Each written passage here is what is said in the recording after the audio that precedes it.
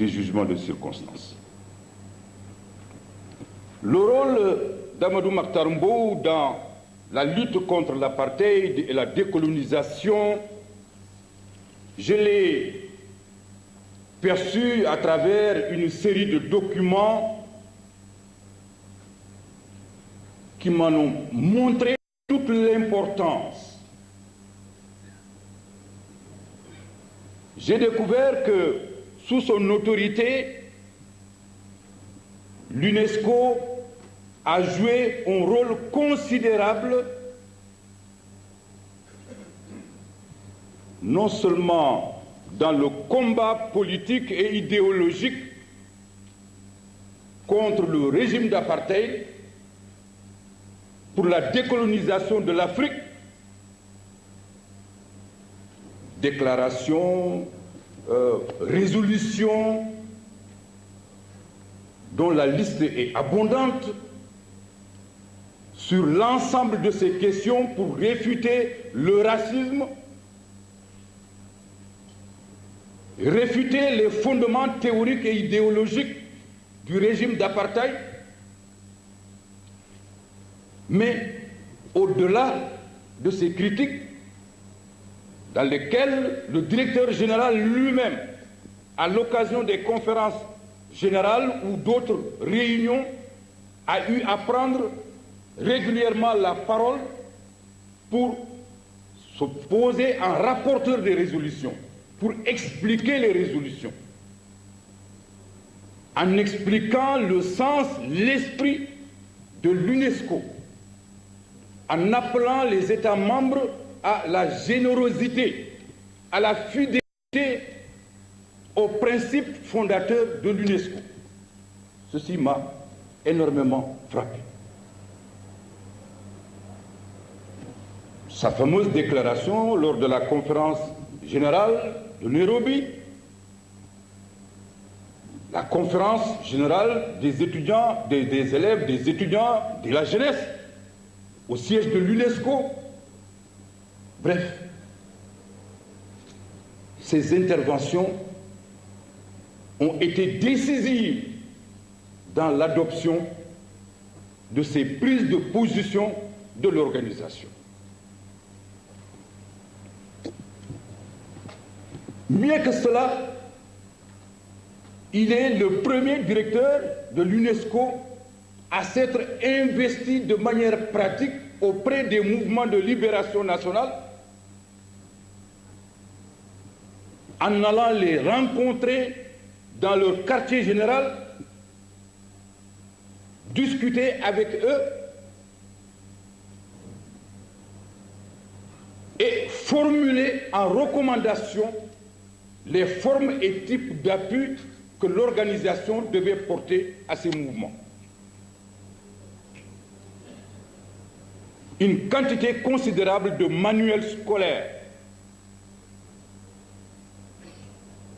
de documents didactiques de toutes sortes ont été produits par l'UNESCO en appui au mouvement de libération. Le soutien aux écoles dans les zones libérées, en sollicitant non seulement le concours financier de l'UNESCO elle-même, mais aussi en tandem avec le programme des Nations Unies pour le développement. Le soutien à l'Institut des Nations Unies pour la Namibie, basé à Lusaka. Les relations tissées avec les dirigeants des mouvements de libération nationale, comme Amilcar Cabral, Sam Nujoma, Olivier Tambo. Tout cela est bien documenté. Et le résultat, c'est que ces organisations ont pu, à partir de cet appui de l'UNESCO, appui matériel, moral, politique, augmenter leur capacité de résistance. Il fallait les talents de Amadou Mahtar Mbow Mais plus que ses talents de diplomate, il fallait ses convictions établies. Ce rôle que Amadou Mahtar Mbow a pu jouer dans la lutte contre l'apartheid et pour la décolonisation, je pense, il en a trouvé les ressorts dans son engagement militant. Incontestablement, son œuvre porte l'empreinte d'un engagement militant permanent.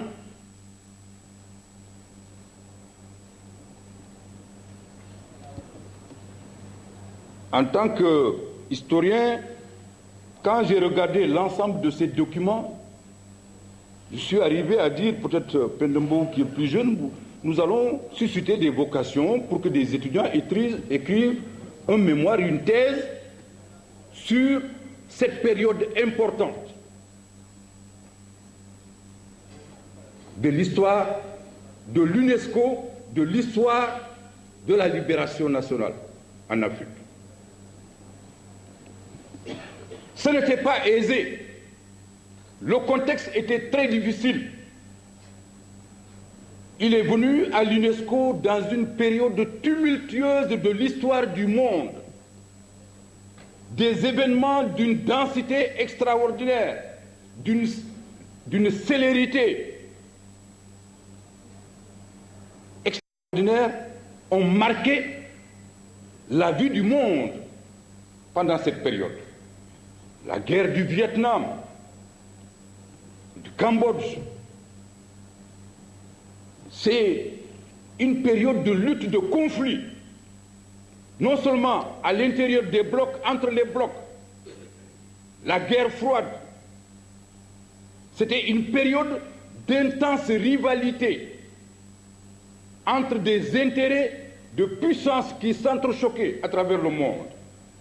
Et une organisation internationale comme l'UNESCO ne pouvait pas être à l'abri de ces secousses qui agitaient le monde. L'UNESCO était envahie par ces vagues de la déferlante des événements du monde. Mais c'était aussi une période économiquement difficile. La crise financière, celle du dollar, la chute du dollar, qui s'est répercutée sur le monde entier. C'est le début de la crise de l'endettement des États. C'est une période aussi de la montée de l'intégrisme néolibéral, le thatcherisme, Ronald Reagan, une politique agressive sur tous les plans. Malgré ces contraintes du contexte et de la vie internationale, que l'UNESCO ait pu faire sa niche et avoir une marque positive sur les événements du monde, c'est à l'honneur de Amadou Mahtar Mbow. Je terminerai en disant qu'est-ce qui reste. Ce qui reste, c'est au-delà de l'action de cet homme qui a marqué son temps, qui a creusé son sillon,